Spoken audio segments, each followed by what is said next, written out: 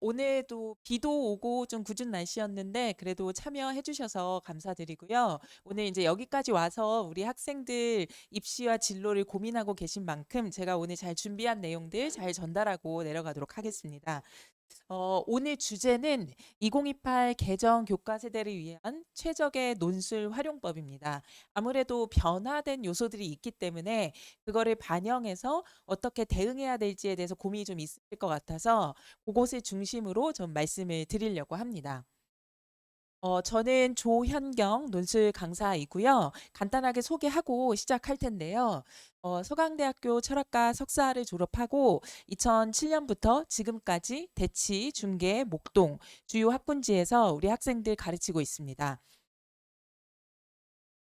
바로 본론으로 좀 들어가려고 합니다. 2028 대입 핵심 키워드 요 세 가지 많이 들어보셨죠? 지금 화면 잘 보이시나요? 네. 우선 첫 번째는 당연히 이제 제일 잘 아실 내신 5등급제. 그리고 두 번째는 통합형 수능, 그리고 세 번째는 정성평가 강화. 이 세 가지를 알고 있어야 논술의 효용을 대해서 좀 생각을 해보실 수 있을 것 같아요. 우선 내신 5등급제부터 좀 말씀을 드리면 당연히 이제 과도한 내신 경쟁 완화를 위해서 그런 취지로 시도가 된 전형이죠.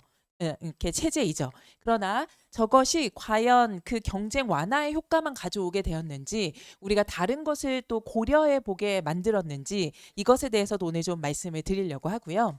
두 번째는 통합형 수능이라는 게 모두 동일 유형의 시험을 응시하는 것이기 때문에 선택 과목에 따른 유불리를 없앤다는 효과가 있었죠. 그리고 심화 수학이 포함되지 않았기 때문에 학생들의 수학 공부량을 줄이는 데 일조한 건 사실입니다. 그런데 이제 탐구 영역이 주로 1학년 때 학습하기 때문에 그 1학년 때 공부를 자칫 소홀히 하기가 좀 어려워졌다는 점도 동시에 중요한 요소로 작용을 한 것 같고요. 그리고 정성평가 강화 요거는 제가 몇 점인가 보다 어떤 공부를 했는가가 더 중요하다 이렇게 써놓은 거 보이시죠? 이거는 저 첫 번째 내신 5등급제가 강화됐다는 것의 결과로서 얘기해 볼 수 있을 것 같아요. 그래서 요 세 가지를 중심으로 오늘 말씀을 드리려고 합니다. 우선 이제 내신 체제 개편 얘기부터 먼저 해봐야겠죠. 너무 많이 들어보신 얘기겠지만 이게 수시 전형에 어떤 영향을 미쳤는지는 또 논술 강사로서 더 자세히 드릴 수 있는 말씀이 있을 것 같아서입니다. 아시겠지만 기존에는 지금 2027 학년도 고3 학년도까지는 이제 내신 9등급제로 진행을 했었는데 지금 우리 고2 학생들은 내신 5등급제인 거잖아요. 그러면 여기에서 가장 큰 변화는 제가 여기 밑에 써놓은 것처럼 변별력 확보를 위해서 다른 요소가 강화되었다는 점입니다. 그러니까 예전에는 1등급이 4%고 2등급이 11%까지 저걸 누적해서 4 플러스 7하면 11이니까요. 예전에는 2등급이 0%부터 11%까지 그리고 3등급이 11%부터 그리고 23%까지 이렇게 됐었다면 지금 고2 학생들은 1등급이 10%까지인 거죠. 그리고 2등급이 11%부터 지금 한 32, 3% 정도까지가 2등급이라고 보시면 됩니다. 이제 그거를 생각을 해보시면 2등급을 받았다고 해서 예전 9등급 체제처럼 학생이 공부를 좀 잘했다고 보기가 쉽지 않은 상황이다. 이제 요 말씀을 드리려고 해요. 왜냐하면 1등급을 받았다고 해도 이미 상위 10%고 2등급을 받게 되면 누적으로 생각을 해보면 한 34% 되는 거거든요. 상위 34%라고 하면은 결코 상위권이라고 볼 수 없잖아요. 그래서 2등급을 받아도 인서울이 불가능한 경우들이 생기고 있다. 이제 요거를 생각을 해보셔야 돼요. 그리고 3등급을 받게 되면 교과나 학종으로는 인서울이 아예 불가능하고 2등급은 좀 어려워진 거고 이렇게 보시면 될 것 같습니다. 요 표는 좀 이해가 되셨죠? 요거를 한번 설명을 한 걸 토대로 이제 이걸 더 구체적으로 말씀을 드릴게요. 이거는 이제 부산교육청에서 연구 결과를 발표한 건데요. 아직 3학년 1학기 때까지 다 포함된 경험을 하지 못했으니까 우선은 1학년 2학기까지만 가지고 추론을 해본 거예요. 부산교육청에서. 근데 지금 보시면 5등급 체계에서 1등급이라고 하면 9등급으로 환산했을 때는 1.45 정도가 된다. 이렇게 얘기한 거고요. 5등급 체제에서 2등급이라고 하면 기존의 9등급 체제에서는 한 3.35 정도 된다. 이렇게 얘기를 한 거고, 또 5등급 체제에서 3등급이라고 하면 기존의 9등급 체제에서는 이미 5.03% 정도, 03등급까지 해당된다. 이제 이렇게 얘기하고 있는 거거든요.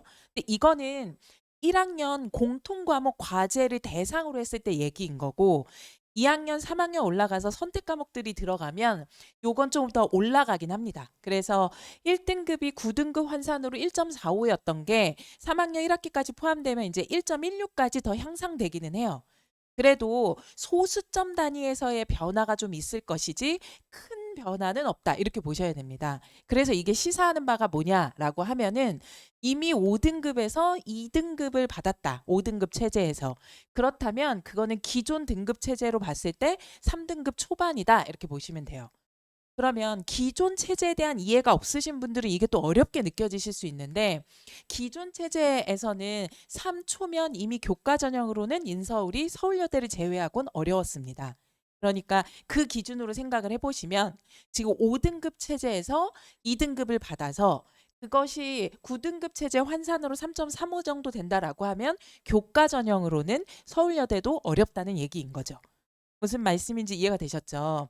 그런데 이제 그러면 여기서 또 어떤 걸 우리가 고려해야 되냐, 이제 요 얘기를 해보려고 해요. 방금 그럼 내신 체제의 변화에 따라서 수시 전형에서 또 어떤 영향을 미칠 것인가라고 본다면 요 세 가지입니다. 수시가 실기 전형을 제외하고는 크게 교과 전형과 학생부 종합 전형과 논술 전형 이렇게 세 가지잖아요. 그런데 교과 전형에서 아까 보여드린 것처럼 1등급을 받았다고 해도 1에서 10%까지 너무 범위가 넓다 보니까 그 안에 세분화하기가 어렵잖아요, 학교가. 그래서 그 안에 변별력을 내기 위해서 교과 전형인데도 교과 외에 다른 요소들을 덧붙이거나 강화하기 시작했다는 얘기입니다. 요거 이해가 되셨죠? 그래서 예전에는 교과 전형이면 교과 100%, 그러니까 학생부 중에서 내신만을 고려하는 학교가 많았다면, 지금 고3이 이제 그랬다면 지금 고2 학생들에게는 교과 전형인데도 서류가 포함이 된다든지 평가 요소에, 그리고 수능 최저가 없었던 학교가 추가되거나 더 강화됐다. 이렇게 보시면 됩니다. 그리고 학생부 종합 전형은 면접이 강화되거나 수능 최저 조건이 적용된 학교 수가 늘어났다. 이렇게 보시면 되고요. 그리고 논술 전형도 논술 실시 대학이 좀 더 증가했습니다. 내신만으로 변별을 내기 어렵게 되니까. 그리고 논술도 최저 적용이 좀 더 증가했다. 이렇게 보시면 돼요.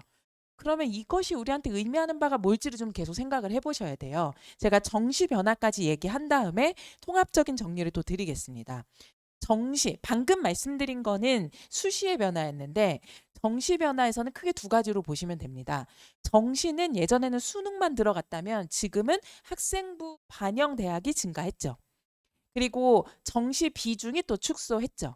그래서 서울대랑 한양대랑 동국대랑 연대는 이미 입시에서 정시를 30%까지 줄이겠다라고 발표를 했습니다.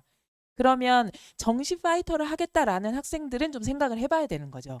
왜냐하면 이 대표적인 학교들이 줄였다고 하는 거는 다른 학교에 영향을 미칠 가능성이 높기 때문이고, 실제로 지금 전형 계획들에서 그게 드러나고 있습니다. 그래서 방금 말씀드린 것처럼 정시에서는 이상하게 내신의 영향력이 좀 더 커진 거고, 그리고 수시 영역에서는 최저 조건이라든지 교과 외에 다른 요소가 좀 더 작용하기 시작한 거고, 요거 이해가 되셨을까요?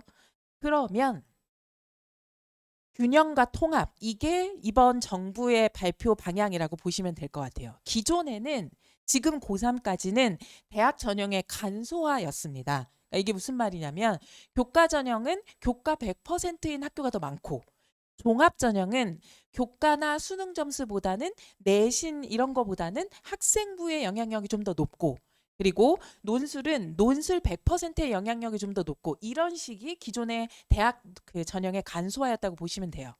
그런데 지금 고2 학생들부터는 균형과 통합이라고 해가지고 수능에서는 통합으로 지금 진행이 되고 있는 거죠. 동일한 영역으로 시험을 보니까. 그래서 균형이라고 하는 거는 전형 간의 비율이라든지 전형 간의 통합, 이런 것들이 늘어나고 있다는 얘기입니다. 그래서 원래는 정시가 압도적으로 높은 비중을 차지하고 있었는데 지금은 정시랑 수시의 비중에서 수시를 교과, 종합, 논술까지 다 포함시키면 수시 비중이 압도적으로 높아졌고요. 그리고 각 전형을 다 분리해서 보자면 전형 간의 비중이 거의 비슷해져 가고 있다. 이렇게 보시면 될 것 같습니다. 이해가 좀 되셨을까요? 그래서 수시에 정시 요소가 좀 들어가고 정시에 수시 요소가 좀 들어간다. 이러한 입시 환경에서 우리가 어떤 이제 대책을 세워야 될까 이제 요 말씀을 좀 드리려고 합니다. 그 얘기를 하려면 이런 구체적인 얘기를 아셔야 대응이 좀 될 테니까 제가 아까 교과 전형에 서류가 좀 추가됐다라고 한 게 저기 위에 보시면 숭실대, 연대, 이대, 강원대, 경상대에 이제는 교과 100이 아니고 교과가 한 80이면 교과가 한 20이 교과가 한 80이면 서류가 한 20 들어가고 교과가 한 90이면 서류가 10 들어가고 요런 식으로 기존에 서류가 포함되지 않았던 학교들이 서류가 들어가기 시작했다는 거고 그리고 저기 서류 강화라고 돼 있는 학교들은 기존에도 서류 평가가 있었는데 반영 비율이 높아졌다는 얘기죠. 그리고 수능 최저 기준 적용. 교과 전형은 아무래도 내신 위주로 평가하려는 의도가 있었기 때문에 예전에는 수능 최저도 없는 경우가 많았는데 이제는 수능 최저가 추가되는 학교가 좀 더 늘었고 기존에 수능 최저가 있었던 학교에서도 수능 최저가 좀 더 강화, 높아진 경우들이 좀 더 많아졌다. 이렇게 보시면 될 것 같습니다. 그리고 재학생과 졸업생의 전형을 좀 분리하기 시작했다. 왜냐하면 내신 5등급 체제와 9등급 체제를 좀 구분해서 평가를 하기 시작했다는 거죠. 이게 이제 교과 전형 안에서의 변화 이렇게 보시면 될 것 같습니다. 그리고 종합 전형에서의 변화는 저게 제일 두드러지죠. 면접의 변화. 면접이 반영률이 되게 높아지고 있습니다. 아까 말씀드린 것처럼 예전엔 학생부 종합전형이라고 하더라도 교과 말고 비교과 위주로 서류로 보는 경우도 많았는데 이제는 서류 플러스 면접까지 좀 더 반영하는 비율이 높아졌다. 이렇게 보시면 돼요. 이게 내신의 변별력을 강화시키기 위한 대학들의 노력이다. 이렇게 보시면 됩니다. 그리고 이제 전형 변화라고 해가지고 종합 전형 안에서 되게 세분화해서 재학생들만 하게 하는 전형도 있고 또 졸업생들까지 포함하는 전형이 있고 이런 식으로 전형 안에서 다분화를 한다든지 전형 안에서 조건을 다양화하는 방식으로 여러 가지 요소를 이제는 교과만으로 할 수 없어 이런 학교들이 이제 좀 의지가 보이는 거죠. 그래서 마찬가지로 종합 전형에서도 이렇게 최저 조건이 계속 변화되고 있다 이렇게 보시면 될 것 같아요. 아까 말씀드렸던 걸 학교별로 좀 더 세세하게 보실 수 있게 좀 안내를 드린 거고요. 그러면 이제 논술도 좀 말씀을 드리려고 해요. 그렇다면 논술은 어떤 효용이 있을까? 지금 이렇게 점점 고려해야 될 게 더 많아져 가는 것 같은데 교육부 의도와 달리. 교육부는 과도한 내신 경쟁을 줄이겠다고 등급을 되게 폭을 넓히는 방식으로 9등급제를 5등급제로 바꿨는데 제가 지금 얘기 드린 걸로 보면 정시 준비하는 학생들도 학생부를 좀 더 신경 쓰게 됐고 교과나 학종을 준비하는 학생들도 수능을 좀 더 신경 쓰게 됐잖아요. 이러한 상황은 교육부의 의도와 좀 다르게 가는 것 같은데 그렇다면 논술은 뭐 좀 달라질 게 있을까? 이렇게 생각하실 수 있는데 방금 말한 것들 중에서 논술이 가장 가시는 강점은 내신 반영률이 없거나 적다는 거예요. 방금 말씀드린 것처럼 대부분의 전형들이 여러 요소가 계속 통합되어 가는 이 와중에도 논술은 다른 전형에 비해서 상대적으로 내신 반영률이 적습니다. 그렇기 때문에 좀 효용이 있는 거거든요. 그거를 제가 요걸로 좀 설명을 드릴게요. 받으신 자료들 중에서 이렇게 중철로 된 자료가 있거든요. 그거를 좀 펼쳐봐 주시겠어요? 이게 컬러 복사로 예쁘게 나오지 못한 점은 좀 아쉽지만 그래도 내용은 다 알아보실 수 있으시겠죠? 네, 거기를 좀 펼쳐서 보시면 11쪽, 12쪽을 좀 봐주세요. 제가 그거는 화면에 넣어놓지 않고 출력본으로 드린 이유가 집에 가셔서 계속 이 자료를 활용하실 수 있기를 바라는 마음에서 출력본으로 좀 드렸습니다. 보는 방법을 알려드리는 게 더 좋을 것 같아서 거기 12페이지, 13페이지에 지금 보시면 가나다 순으로 대학별로 전형을 제가 쭉 정리를 해놨죠. 근데 이제 그 중에서 제가 보는 방법을 알려드릴게요. 첫 번째가 대학, 두 번째가 전형 방식, 세 번째가 모집 단위, 그리고 논술 유형, 수능 최저 이렇게 다 나와 있죠. 대학별로. 거기서 전형 방식을 봐주세요. 전형 방식을 총 100%라고 했을 때 논술, 교과, 출결 요게 논술 전형에서 반영되는 요소들이거든요. 근데 지금 보시면 가천대는 논술 100%죠. 그러니까 제가 아까 말씀드린 것처럼 모든 전형들이 내신과 수능이 다 이렇게 통합되어 가는 와중에 논술은 여전히 논술 100%인 학교들이 많이 있다는 말씀을 드리려는 거예요. 근데 보면 거기 지금 가천대만 그런 게 아니라 가톨릭대, 건대, 경희대, 고대 뭐 그리고 국민대 거의 대부분의 학교가 논술 100인 게 보이시죠? 그래서 연고, 성안, 서성안이 뭐 이렇게 학생들이 많이 희망하는 상위권 대학들 중에서는 서강대하고 중앙대를 제외하고는 대부분 논술 100%입니다. 이게 이제 논술 전형이 가지는 가장 큰 효용이에요. 무슨 말씀인지 좀 이해가 되셨죠? 그리고 이제 거기 그러면 제가 상위권 학교 중에서 서강대, 중앙대만 말씀드렸는데 거기 서강대 봐주시겠어요? 그나마 상위권 학교 중에 서강대에서 내신이 들어간다고 해도 10%인 거 보이시죠? 그렇죠? 그리고 출결 10% 이렇게. 근데 그 출결이라는 게 1년에 무단 결석 3번 안 하면 무조건 만점이에요. 그러니까 출결은 그냥 주는 점수라고 보시면 돼요. 이해가 되셨죠? 그리고 중앙대도 봐주세요. 13쪽에. 중앙대도 그나마 내신이 들어가는 학교인 건데 지금 내신이 10%밖에 안 들어가죠. 중앙대도 출결이 10이고 논술이 80이고. 근데 그 출결도 마찬가지로 1년에 무단 결석 3번 하지 않으면 다 만점입니다. 그러면 사실상 논술에서는 내신이 좀 많이 들어간다고 해도 한 10% 정도밖에 안 되는구나. 10% 15%밖에 안 되는구나. 요거 아시겠죠? 그리고 대부분의 학교가 논술 100%구나. 요거. 이해가 되셨죠? 그래서 제가 말씀드리고 싶은 게 2등급만 받아도 이미 11%에서 한 32% 정도가 되는 요 상황에서 그리고 3등급만 받으면 이미 33%에서 66%가 되는 요 상황에서 내신 때문에 2등급, 3등급 받았다고 안도할 수 없는 상황에서 여전히 2등급, 3등급을 받아도 상위 15개 대학을 갈 수 있는 방법은 논술밖에 없다. 지금 요 말씀을 드리고 있는 겁니다. 이해가 되셨을까요? 그래서 그렇다면 이제 여기 좀 봐주세요. 화면에. 논술 전형은 그럼 변화가 어떤 것들이 있는가 이제 이 얘기도 좀 드려야 될 것 같아요.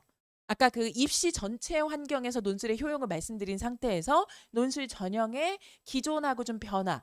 논술 전형은 약간 미세하지만 어쨌든 증원이 조금 더 되긴 했습니다. 인원이 좀 더 늘었어요. 그래서 논술 전형이 신설된 학교가 좀 더 늘었고요.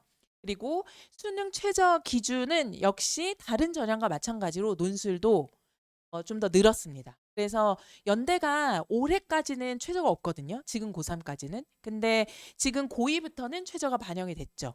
아까 말씀드린 것처럼 모든 수시 전형의 정시적 성격이 좀 더 강화됐다라고 얘기하는 것에서 논술에서도 좀 반영되고 있는 것들이 수능 최저가 적용되거나 강화되기 시작했다는 겁니다. 그래서 논술은 내신이 2등급, 3등급이어도 5등급 체제에서 여전히 상위권 대학을 진학할 수 있는 기회를 주긴 하지만 역시나 최저 조건은 좀 신경 써야 된다. 이제 요 말씀을 드리고 싶은 겁니다. 이해가 되셨죠? 그래서 수능 최저가 건대가 2합 5였거든요. 지금 고3까지는. 근데 지금 고2는 3합 8로 늘었어요. 그러니까 2개 합이냐 3개 합이냐는 학생들한테 되게 큰 차이입니다. 어, 동국대도 이제 2합 5, 동국대는 전 모집 2합 5니까 오히려 약간 내린 거라고 보시면 돼요. 왜냐하면 경찰행정 같은 거는 2합 4였거든요. 그래서 동대는 약간 내렸다 이렇게 보시면 되고요. 이화여대는 2합 5에서 지금 3합 7로 올렸습니다. 그렇죠? 그리고 덕성여대는 2합 6에서 2합 7로 내렸고요. 그래서 약간 변화가 좀 있죠. 학교별로. 그 외대도 2합 4에서 2합 5로 좀 내렸고요. 그래서 다른 전형들은 최저를 계속 올리는 경향성이 강해졌는데 논술은 최저가 없던 학교가 생기긴 했지만 모든 학교가 다 최저가 강화되는 방식으로 가고 있지는 않다. 그래서 논술 전형은 내신 2등급, 3등급에도 여전히 기회가 준다는 거랑 최저 조건의 변화가 좀 다양화되어 있기 때문에 학생의 조건에 맞는 전형 학교를 선택한다면 좀 기회가 줄 수 있는 방향은 여전히 남아 있다. 요거를 좀 보시면 좋을 것 같고요. 그다음에 이제 출제 방식에서도 건국대 같은 학교는 수학이 반영되는 학과가 좀 더 늘었고요. 그리고 경희대, 숭실대 같은 경우는 수학이 반영되는 학교가 없어졌습니다. 인문에서는. 그리고 가톨릭대나 고대 세종 같은 경우에는 약수령으로 바뀌었으니까 수학의 영향력이 좀 더 커졌고요. 요거 이해가 되셨죠? 그래서 구체적으로는 요런 변화들이 있었습니다. 그러고 나서 요것도 봐주세요. 정시. 이게 제 생각에는 제일 큰 변화일 것 같긴 해요, 사실. 정시가 지금 수능 100인 학교가 외대하고 성대밖에 없는 상황이에요. 지금 상위권 학교 중에. 예전에는 거의 다 수능 100이었는데 지금 수능 100인 학교는 외대하고 성균관대밖에 없습니다. 그래서 교과나 비교과의 영향력이 점점 커지고 있는 거죠. 근데 여기 성균관대 4번 계열은 서류 전형까지 포함됐기 때문에 사실상 그 수능 100이라고 보기도 어렵고요. 이해가 되셨죠? 그래서 정시에서도 수능뿐만이 아닌 다른 영역들이 강해지고 있다. 특히 여기 중앙대, 저기 붉은색으로 돼 있는 거 보이십니까? 중앙대 같은 경우에는 이원화를 했는데 정시를 수능 67%에 서류 33%. 이게 정시인데 서류가 33%나 들어갑니다. 그리고 지금 수능 89%에 출결 11% 이렇게. 그래서 보통은 정시라고 하면 수능만으로 가야 되는데 지금 정시가 수능만이 아닌 교과, 비교과 이런 것들이 들어가는 정도가 굉장히 과도해졌다. 이렇게 보시면 될 것 같아요. 이해가 되셨죠? 그래서 이게 정시에서는 가장 큰 변화이다. 이런 변화의 상황에서 요게 이제 중요한 지점이 될 것 같아요. 교과나 학종을 그래도 여전히 준비해야 되는 학생은 내신 과목 선택 그리고 비교과에서 탐구력을 보여주는 게 되게 중요해졌어요. 이건 여전히 중요해요. 예년이나 지금이나. 그런데 저 두 개를 활용해서 교과나 학종으로 대학을 가기 어려운 학생들은 논술을 반드시 대비해야 되는 상황이 온 거고요. 그리고 수능 최저는 교과든 학종이든 논술이든 모두가 다 준비해야 되는 상황이 더 강화되었다. 이렇게 보시면 되고 그리고 정시에 학생부가 포함되었다. 이게 이제 지금까지 보여드렸던 내용들을 반영해서 앞으로 우리가 입시에서 신경 써야 될 부분이라는 걸 알려드리는 겁니다. 그리고 정시 모집 축소 가능성은 계속 확장되고 있다. 지금 제가 보여드리는 자료들은 다 서울시 교육청 연구원에서 발표한 자료들 그대로 가져와서 안내 드리고 있는 거거든요. 그래서 이런 것들을 준비하시오라고 말한 게 저의 언어가 아니고 교육청 언어입니다. 교육청 당시가 이렇게 생각하고 있다라고 보시면 되고요. 그리고 이게 조금 추상적으로 느껴지실 수 있을 것 같아서 제가 이렇게 좀 구체적으로 말씀을 드릴게요. 이건 저의 언어입니다. 우선 첫 번째, 서울 상위 10개 대학을 진학하려고 한다. 이러면 어떻게 해야 되냐라고 했을 때 2학년 1학기가 끝난 현재 내신 평균 2등급부터는 논술을 해야 됩니다. 요거는 뭐 변화가 없습니다. 왜냐하면 2등급이 이미 11%부터 시작이니까. 내신이 평균 3등급대다 이러면은 논술은 선택이 아니고 필수입니다. 내신 3등급은 이미 33%에서 66%이기 때문에 대학교가 66%인 학생을 뽑으려고 하지 않겠죠, 당연히. 그래서 내신 3등급을 받은 학생은 교과랑 학종으로는 수도권은 물론이고 원하는 학교 지원하기 어렵습니다. 그래서 국수 영탐 3등급을 받은 비율이 높다. 2학년 1학기가 끝난 지금 현재. 그러면 이 학생은 논술은 필수라고 보셔야 돼요. 요게 제일 중요한 부분. 그래서 요 첫 번째, 두 번째 조건에 해당된다면 요 세 번째, 네 번째도 좀 고려를 해주시면 좋죠. 중계도 어쨌든 서울 안에서는 중요한 학군지 중에 하나잖아요. 학군지를 조금 비교해보면 학군지들은 보통 학군지 학생들의 특징이 모의고사 등급하고 내신하고 격차가 좀 있죠. 학군지 학생들은 내신에 비해서 모의고사를 잘 보는 경우가 좀 더 있는 편이에요. 그런 경우에는 요 세 번째, 네 번째도 적용할 가능성이 높죠. 그러니까 내신은 3등급대이지만 모의고사는 3등급 이내로 들어오는 영역들이 아직 존재하는 학생들이 있잖아요. 그런 학생들에게 좀 기회가 될 수 있는 걸 말씀드리는 거예요. 그래서 요 세 번째는 내신은 뭐 3, 4 이렇게 받았다고 하더라도 모의고사, 수능은 여전히 9등급 체제이니까 모의고사에서 수학이 3등급 이내로 들어온다. 그러면 이 친구는 인문수리가 포함되는 학교로 논술 전형을 지원하면 됩니다. 자연계 논술이 아니고 인문 논술 중에서 인문수리가 포함되는 학교. 이해되셨죠? 그런 학교가 어디냐라고 하면 연대. 그리고 한양대 상경. 그리고 중앙대 상경 요런 학교들이에요. 그리고 이화여대 상경 요런 학교들입니다. 이거 다 여기 안에 있습니다. 제가 아까 드렸던 자료집 안에 다 있는데 제가 보는 방법을 좀 알려드릴게요. 아까 제가 12페이지, 13페이지로 알려드렸던 거는 한눈 보기로 보일 수 있게 해놓은 거고요. 거기서 넘겨서 보시면 대학별로 가나다라 순으로 놓았습니다. 근데 거기서 21페이지를 봐주세요. 하단 부분에 페이지 표시가 되어 있고요. 건대를 지금 보시면 인문, 자연, 그리고 맨 밑에는 인문, 자연 그 자유전공도 있죠. 네. 그 중에서 뒤에 넘기셔서 보시면 22쪽에 논술 100%하고 최저 조건 다 나와 있고 그 22쪽에 논술 전형 최저 수능 조건 나와 있는 거 밑에 보면 통합으로 일원화 이렇게 돼 있는 거 보이세요? 그래서 건대는 인문이든 자연이든 논술 유형을 하나로 통합했어요. 그래서 인문으로 지원을 하든 자연계 쪽으로 지원을 하든 거기 보신 대로 국어 통합사회 한 문항과 수학 세 문항 이렇게 네 문항을 내겠다 이렇게 얘기하고 있는 겁니다. 이해가 되셨죠? 그래서 건대 같은 학교는 인문과 이과의 구분을 좀 많이 없애려는 성향이 강한 학교 이렇게 보시면 될 것 같습니다. 이런 학교들에는 당연히 수리가 들어가는 거죠. 그래서 이렇게 내신은 기대보다 좋지 않더라도 모의고사에서 여전히 수학이 3등급 이내로 1, 2, 3등급 안에 들어오는 학생이다라고 한 학생들은 건대 같은 학교가 되게 추천할 만한 학교인 거죠. 이해되셨을까요? 네. 그리고 이제 이런 방식으로 본다는 게 무슨 말씀인지 아시겠죠? 하나를 더 말씀드리면 더 이해가 잘 되실 겁니다. 이번에는 한양대를 좀 펼쳐봐 보시겠어요? 한양대는 뒤쪽에 있을 거예요.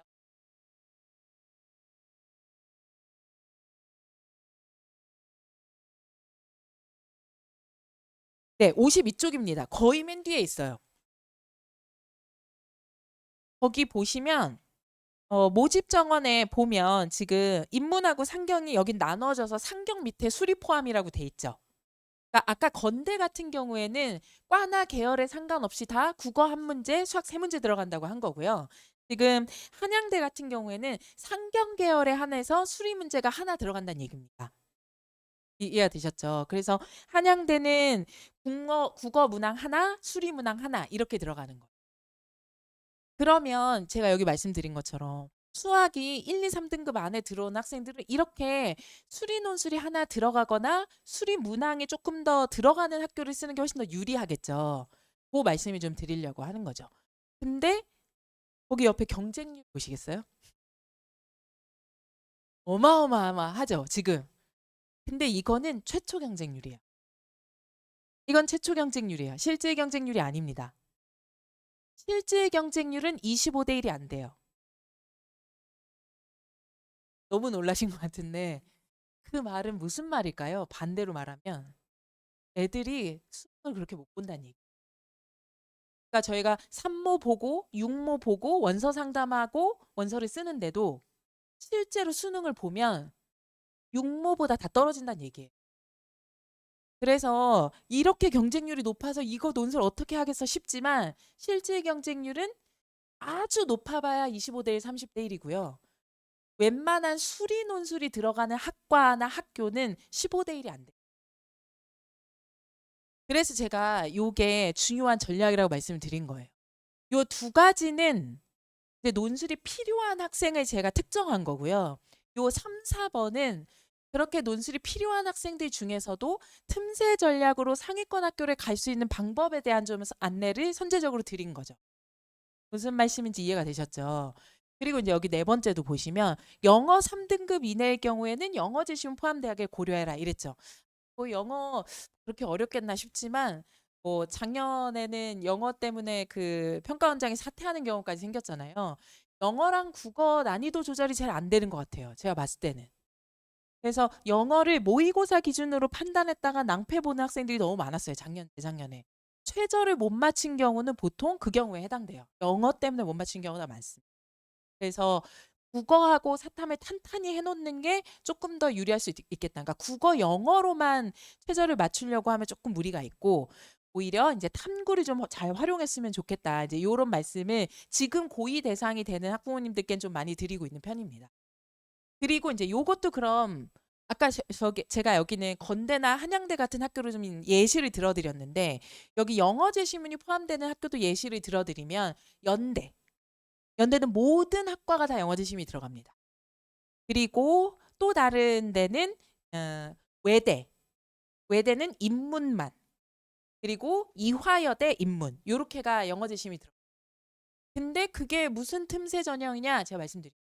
이화여대가 지금 고3은 최저 조건이 2합 5인데 지금 고2는 아까 올렸잖아요. 3합 7 정도로. 그쵸? 근데 예전에 한 2년 전만 해도 이화여대가 3합 6이었거든요. 3합 6이던 시절에 지금보다는 하나 높지만 그래도 3합 대상이던 시절에 실제 경쟁률이 5대 1이었어요. 이해가 되셨죠? 그러니까 여학생들 중에서 3합 7 정도를 맞출 수 있고 영어가 3등급 이내로 들어오면 이대는 정시보다 낮은 경쟁률로 시험을 치를 가능성이 존재하는 거예요. 그러니까 이렇게 학교별로 실제 경쟁률이 낮아지는 효과가 주로 술이나 영어로 해결이 되니까 요런 틈새적인 부분도 분명히 존재한다. 이해가 되셨죠? 그래서 아까 말씀드린 것처럼 3등급인 학생들은 논술이 필수인데 인서울을 하려면 2등급인 학생들 중에서도 상위 15개 대학을 가려면 논술이 필요하다라고 말씀을 드렸잖아요. 근데 그 2등급인 학생들 중에서 상위권 대학에 갈 수 있는 좋은 유리한 조건을 활용하려면 요런 것까지 생각해 보시면 좋겠다. 이제 요런 말씀을 드린 거죠. 그리고 나서 또 그러면 구체적으로 어떻게 대비해야 될 것인가? 1학년 때는 이게 지금 1, 2, 3학년이거든요. 1학년 때는 무조건 교과에 충실해야 됩니다. 1학년 때는 무조건 내신. 내신이 제일 중요해요. 그리고 2학년 때도 2학년 1학기 끝난 지금부터는 아까 말씀드린 조건에 해당되는 학생이라면 국수 영사 평균이 3등급대다 이러면 논술 시작해야 되고 2등급대인데 상위 15개 대학 건대 이상까지 가고 싶다라고 하면 이제 논술 시작해야 되는 시점이 왔다. 요 말씀을 드리는 거죠. 왜 근데 그게 2학년 1학기냐? 1학년까지만 해도 공통 과목으로만 지금 등급을 내고 있는 거잖아요. 근데 2학년 1학기 들어가면 이제 선택 과목들이 많이 들어오니까 문과 쪽으로 원서를 쓰거나 이과 쪽으로의 원서를 쓸 때 어느 정도인지 조금 가늠되기 시작하는 시점이 2학년 1학기 끝난 시점이에요. 그래서 2학년 1학기가 끝났는데 평균 내신 3등급대다. 그러면 이제 논술은 필수적이다. 이렇게 보시면 될 것 같아요. 그리고 이제 3학년 때는 뭐 교과를 하든 종합을 하든 논술을 하든 정시와 수시를 잘 병행해서 에너지를 잘 배분하는 게 되게 중요하다. 요게 되게 관건이 되겠죠.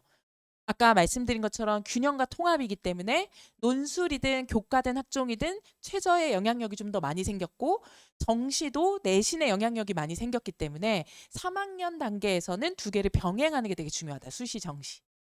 요렇게 준비하는 큰 방향성 안에서 만약에 논술을 해야 된다라고 하면 논술 공부는 아이고 여기 4가 나 오류네요. 5번째입니다. 5개 단계로 이루어져야 합니다. 그래서 저 기초편이 고2 지금 여름방학 단계예요. 분석적으로 읽고 쓰는 아주 기본적인 연습을 하는 거고요. 그리고 저 주제편이 2학년 2학기 단계입니다. 여기는 이제 빈출 주제들. 왜냐하면 결국 독해력이 좋다고 하는 거는 많은 개념을 알고 있거나 주제에 대해서 많이 노출되어 있을수록 독해력이 높을 수밖에 없잖아요. 그런데 우리 학생들이 고등학생만 된다 해도 따로 시간을 내서 독서할 시간이 없죠. 그렇기 때문에 자주 나오는 빈출 주제와 관련해서 좋은 글들을 많이 읽어보고 정리하는 게 필요하거든요. 그래서 기초편에서는 논리적으로 읽고 쓰는 연습을 하고 주제편에서는 빈출 주제와 그리고 사탐하고 연계된 과탐하고 연계된 개념들 학습하는 게 되게 중요합니다. 그리고 유형편이 2학년 겨울이에요. 요 2학년 겨울에부터는 이제 본격 입시 논술이라고 생각하면 됩니다. 그래서 모든 대학들이 출제하는 유형을 구분하면 한 요 8개 유형 정도 돼요. 요약, 비교, 설명, 평가, 문제 해결, 자료에서 입장 선택. 저 8가지 유형 공부를 1학기 말까지 하는 거예요. 그리고 나서 3학년 여름방학 때는 이제 대학별 기출문제 풀세트를 풀면서 나한테 적합한 대학을 탐색하고 3학년 2학기 때 가면은 이제 원서를 이미 썼거든요.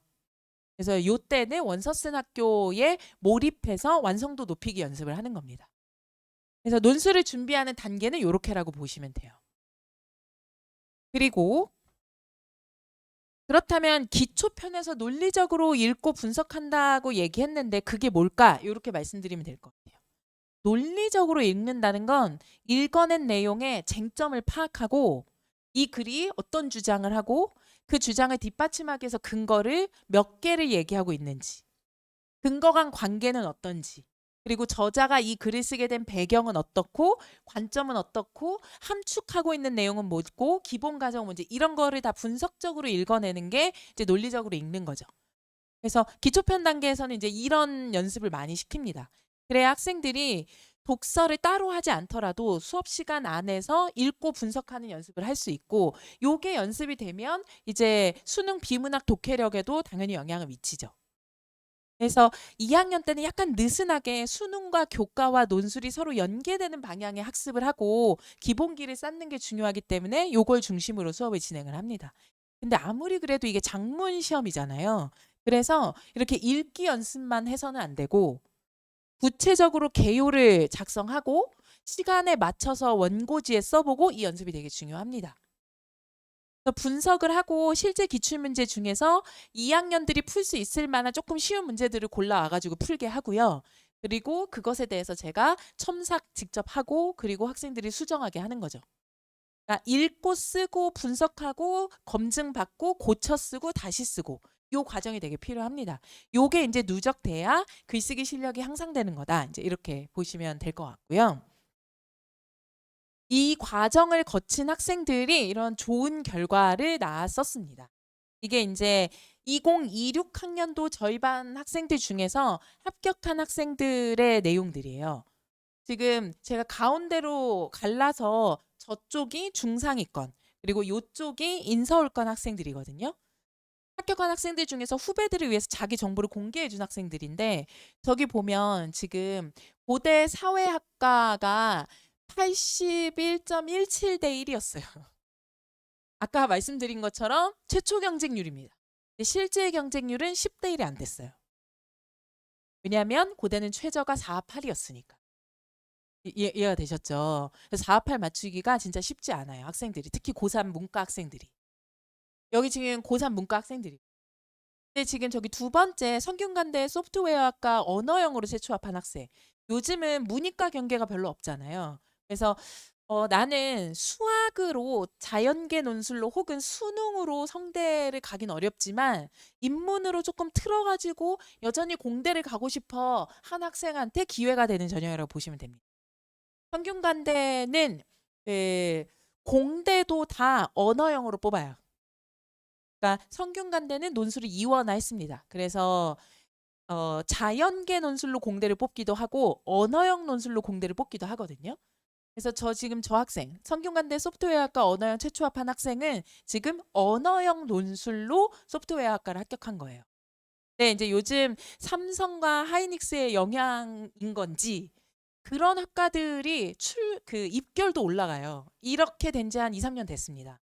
그래서 서강대 반도체학과라든지 아니면 성균관대 소프트웨어 학과라든지 이런 류의 학과들이 입결이 계속 올라가고 있거든요.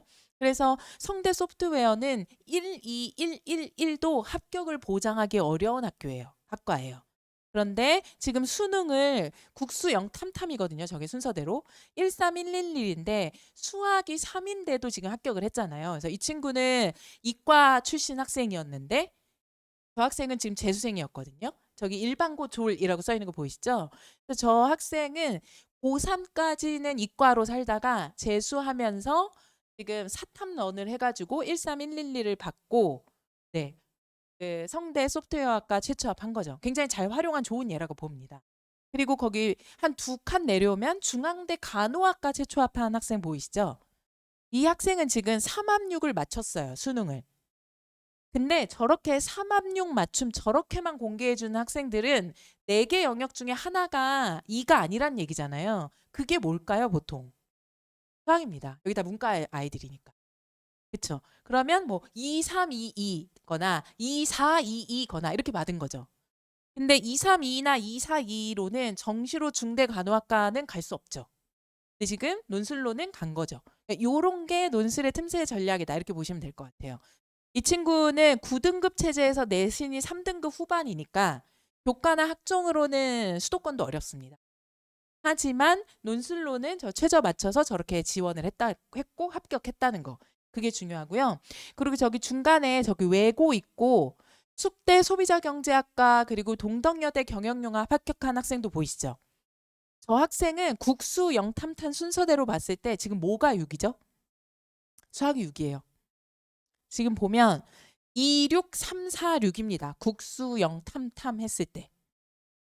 그러면 수학이 6이지만 국어가 2니까 이 친구는 인문 논술을 좀 활용해야겠다 생각을 한 거고 그래서 결국 수학을 6 받았어도 이제 내신이 5.8이어도 9등급 체제에서 내신 5.8이어도 지금 논술로 숙대 동대 동덕여대 다 합격한 거죠.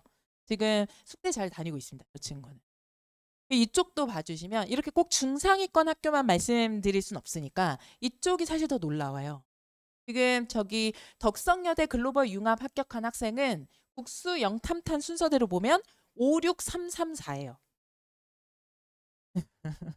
56334입니다. 네. 그러니까 수능으로는 뭐 사실 원하는 대학 갈 수 없죠. 근데 56334면 수능 최저를 2개 합 7은 맞추잖아요. 덕성여대가 논술 전형 수능 최저 조건이 2개 합 7이거든요. 2개 합 7 맞춰서 덕성여대 합격한 거죠. 제가 그래서 여기 지금 경쟁률도 이렇게 써놨잖아요. 저기 써놓은 경쟁률은 실제 경쟁률이 아니고 최초 경쟁률이에요. 그래서 여기 덕성여대도 최초 경쟁률은 59.55대 1이었는데 실제 경쟁률은 30대 1이 조금 안 됐어요. 그래도 2개 합 7이니까 실제 경쟁률이 한 2분의 1 수준으로 떨어지는 거고 3합 대상인 학교들은 실제 경쟁률이 3분의 1, 4분의 1, 5분의 1까지도 떨어지고요. 4합 대상인 고대 같은 경우에는 실제 경쟁률이 거의 10분의 1까지 떨어지는 거죠. 그래서 정시하고 논술을 병행하는 게 어떤 시너지 효과를 낳는지 요거를 이해하실 수 있으실 거예요. 그리고 여기도 좀 봐주세요. 요 학생들은 지금 최저 없는 학교만 합격한 거예요. 3모, 6모 다 보고 원서 상담하고 원서 써도 수능 때는 역량 발휘 못하는 경우가 있죠. 그런데 최저 없는 학교를 지원해서 합격했으니까 논술을 되게 잘 활용한 좋은 예죠. 여기 있는 학생들 모두 다 내신이 지금 다 3, 4, 5, 6등급인 거 보이시죠? 물론 이건 9등급 체제에서. 그래서 이런 걸 보시면 내신의 실질 반영률이 낮고 최저 맞춰서 원하는 학교를 지원하는 거 한번 생각해봐라 라고 얘기하는 게 좀 이해가 되실 거고요. 요거는 이제 작년이잖아요. 작년 한 해 가지고 이렇게 얘기하는 게 아니라 요거는 재작년 2025도 마찬가지입니다. 2025도 지금 여기 이 학생들 내신 다 3, 4, 5, 6등급대이고 계속 똑같은 패턴이 보이고 있어요. 여기 지금 여기서 보면 지금 숙대 아동복지학부 합격한 학생은 국어가 5예요, 심지어. 국어가 5인데도 인문논술로 합격을 했죠. 이런 걸 보시면 이제 1학년 때는 무조건 내신 중심으로 가야 되지만 그렇게 열심히 했음에도 불구하고 2학년 1학기가 끝난 현재 원하는 만큼의 어떤 내신으로 결과가 안 나왔을 때 논술은 지금부터 시작해도 이렇게 원하는 학교들을 갈 수 있는 기회를 준다는 거 요거를 좀 강조해서 말씀드리고 싶었습니다. 그리고 이게 그럼 2해만 그러냐? 그런 게 아니에요. 다 보여드릴 순 없으니까 요건 2020인데요. 이거는 왜 하필 딱 기존 것 중에 2020만 꽂았냐면 이때는 문이과가 분리되어 있던 시절이거든요. 그래서 확실히 애들이 내신이나 모의고사 등급이 더 좋습니다. 문과, 이과가 분리되어 있으면 문과 학생들은 최저 맞추기가 더 쉬워요. 그런데 이렇게 통합이 되어 갈수록 문과 학생들이 점점 내신도 떨어지고 최저도 떨어지는 게 보이시죠? 그래서 문과적 성향이 강하고 수학에 대한 좀 어려움을 느끼는 학생일수록 내신에 대해서 1학년 때 충분히 대비가 안 된 학생일수록 논술은 좀 필수적으로 고려해야 된다. 이제 요 말씀을 좀 강조해서 드리는 겁니다. 그러면 이제 다시 돌아와서 제가 아까 그 2학년은 기초편부터 시작한다고 말씀을 드렸잖아요. 기초편은 지금 시작하면 9월 첫째 주까지 딱 7회 수업이거든요. 그 7회 동안에는 이렇게 진행이 되고 가지고 계신 자료들 중에서도 제가 강의 계획서를 출력해서 드렸고요. 그리고 나서 9월 첫째 주 끝나고 나서 한 달 정도 내신 대비 휴강 기간을 가져요. 2학년은 여전히 내신과 수능이 여전히 중요하니까 아직은. 그리고 나서 10월 달에 주제편은 딱 4주입니다. 그래서 2학년 수업은 딱 11주밖에 안 해요. 왜냐하면 정시 최저 맞추는 거 중요해요. 그러니까 이미 지금 논술을 고민하고 있다는 거는 내신이 1등급이 아니란 얘기니까 너무 제가 네네. 이렇게 말씀드려야 딱 기억을 하시더라고요. 그러니까 이미 지금 논술을 조금 고민하고 있다는 건 2등급, 3등급 때인 거니까 그럼 어차피 논술 생각을 해야 되는데 논술을 생각하더라도 여전히 정시는 중요하기 때문에 수능은 계속 끌고 가야 되잖아요. 그래서 2학년 때는 논술 회차가 길지 않아요. 딱 7회차, 4회차에서 딱 11회차인 거예요. 그래서 여름방학 딱 7회차 하고 중간고사 대비 휴강 기간 한 달 하고 10월 달에 주제편 또 한 4주 하고 기말고사 대비 휴강 기간 또 한 달 하고 그리고 이제 겨울방학 때부터 예비고3, 고3 수업을 이렇게 넘어가는 겁니다. 이해가 되셨죠? 그래서 고3 수업부터 아까 제가 보여드렸던 요거요. 요 유형편이 이제 고3이 시작이라고 보시면 되는데 이때부터는 전국의 모든 학생들이 논술을 시작하기 시작해요. 네. 요 유형편 2학년 겨울방학 때부터. 그리고 이제 지방 학생들은 아직도 이때 시작합니다. 왜냐하면 지방에는 논술 학원들이 거의 없기 때문에 그래서 수능 끝나고 올라와서 뭐 호텔 잡아놓고 학원 다니고 이제 이러기 시작하거든요. 그래서 지방 학생들은 보통 요때 시작하는데 학군지 학생들은 보통 2학년 겨울방학 요때 시작하죠. 근데 저 2학년 겨울방학 때 시작하는 게 사실은 지금 내신이 3등급 대인 학생들한테는 저는 좋은 방법이 아니라는 말씀을 드리는 거예요. 왜냐하면 수시 6개 카드를 6논술을 결국 쓸 수밖에 없는 환경에 있는 거잖아요. 그래서 그 학생들은 어차피 그게 주력 전형이니까 기초편부터 시작을 하는 것이 굉장히 유리하다. 요 말씀을 드리는 거죠. 실제로 아까 보여드렸던 요 학생들 제가 이제 더 많은 학생들이 있을 거잖아요. 근데 저한테 이렇게 합격의 내용들을 구체적으로 알려주고 후배들한테 공개하는 것까지 동의해준 학생들은 주로 2학년 때부터 논술이 시작해서 저하고 충분히 소통이 된 학생들이죠. 보통 파이널 수업만 들은 학생들은 합격했습니다. 연락도 잘 안 와요. 그렇잖아요. 마지막에 뭐 10월 달에 한 달 듣고 요걸로 연락 잘 안 옵니다. 합격해도. 네, 지금부터 꾸준히 한 학생들이 이제 요런 연락들을 계속 주게 되는 거죠. 제가 늘 말씀드리는 게 내신이 3등급 때다. 지금 5등급 체제에서 그러면 논술은 필수. 그리고 그것을 지금 시작해야 이런 좋은 결과들을 낼 수 있다. 요 말씀을 좀 드리는 거고 대신 여전히 수능은 중요하니까 회차가 많지는 않고 발을 좀 담그고 있는 거다. 이렇게 생각하시면 될 거고요. 그리고 2등급 때인데 건대 이상을 원한다. 연고 서성한 중경외식, 건동호수 뭐 여기까지 원한다라고 하면 논술은 반드시 고려 사항에 들어와야 돼. 그래서 이 시기에 논술을 하는 학생들의 특징 크게 두 가지예요. 다른 전형으로 인서울이 안 될 것 같은 학생들 한 무리. 그리고 또 다른 하나는 연고 성한 서성한이 중경외시 상위권을 가고 싶은 학생들. 그래서 내신하고 모의고사 격차가 있는 학생들. 요 두 무리의 학생들이 지금 많이 시작을 합니다. 그리고 약간 애매한 성적대인 학생들이 2학년 겨울에 많이 시작을 하는 거고요.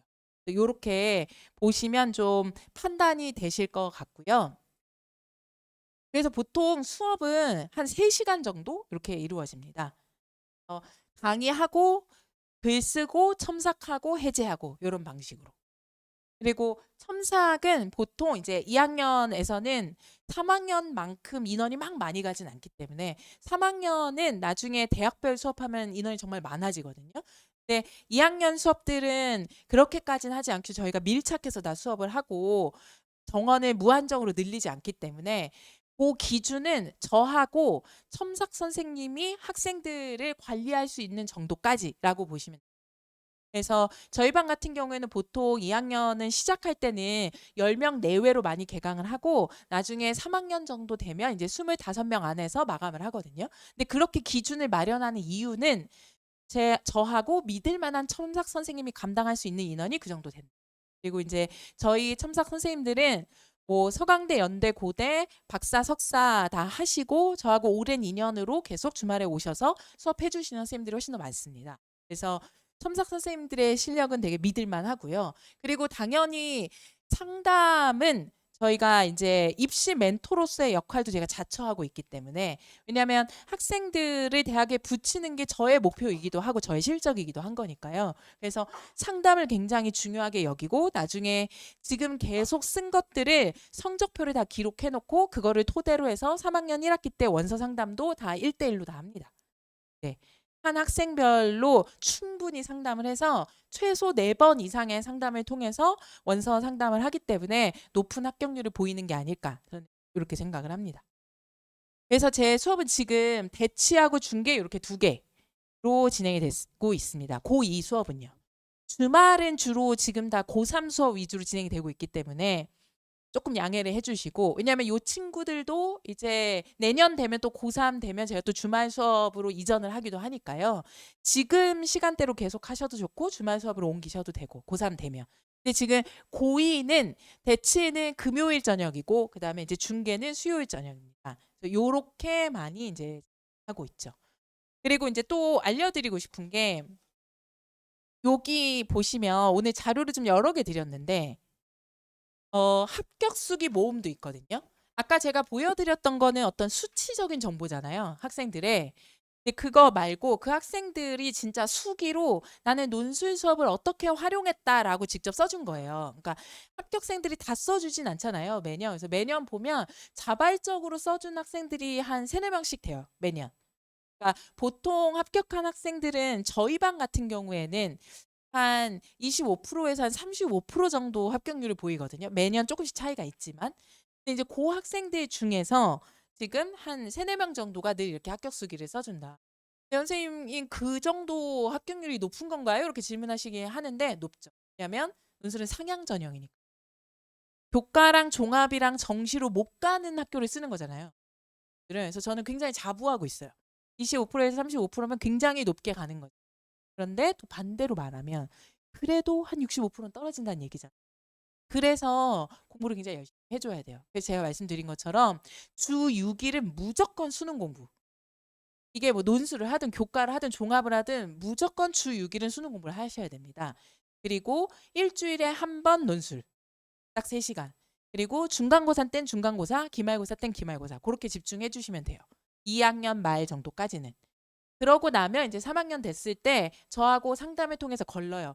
진짜 교과랑 종합이 아예 불가능한 거를 이제 거의 그때 선고를 하죠.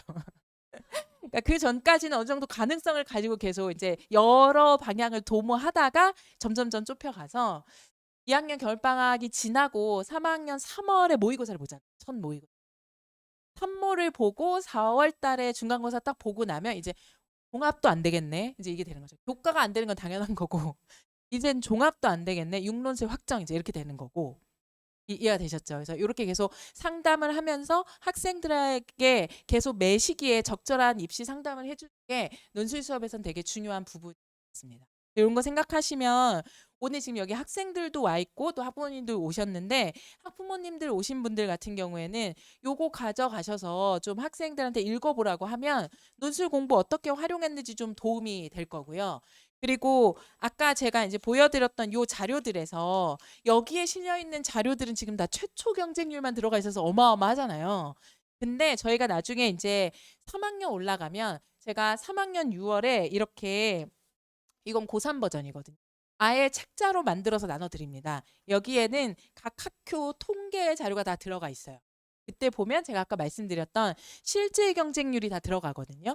그래서 그렇게 입시 자료 계속 챙겨가면서 학생들 좀 다독이면서 하는 거니까 요 자료들 충분히 활용하셨으면 좋겠어요. 그래서 합격 수기도 학생들 보여주시고 그리고 여기에 있는 자료들에서는 학생들이 경쟁률 보고 너무 놀라면 제 말씀을 설명을 해주세요. 최초 경쟁률에 보통 이합 대상인 학교들은 3분의 1, 2분의 1 수준으로 떨어지고 삼합 대상인 학교들은 4분의 1, 5분의 1, 6분의 1 학교별로 천차만별입니다. 그리고 4합 대상인 고대 같은 경우에는 10분의 1로 떨어진다. 근데 이거는 제가 그냥 자의적으로 말씀드리는 게 아니라 학교들이 다 각 학교 입학처에 보면 통계자료 다 올려놓잖아요. 그거를 가지고 말씀을 드리는 거예요. 그래서 아까 말씀드렸지만 교육부도 내신이 한 2등급 정도 된다라고 하면은 논술을 고려하라라고 계속 얘기하고 있는 이유가 거기에 있다. 이렇게 보시면 될 것 같아요. 제가 오늘 준비한 내용들을 말씀을 드렸거든요. 근데 오늘